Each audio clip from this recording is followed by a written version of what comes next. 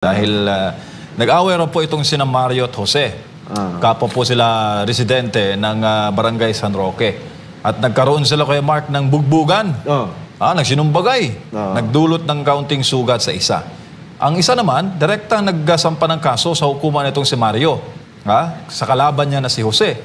Nang hindi dumadaan sa barangay. May bisa po ba ang kasong isinampa niya? Ano po paliwanag dito kay Mark? Depende kung gaanong kalaki ang sugat. Kasi kung mga maliit na sugat lang yan, magkuting away lang, dapat idaan sa barangay if the penalty is less than 1 year. Mga konting sugat lang na pwede naman slight physical injury lang.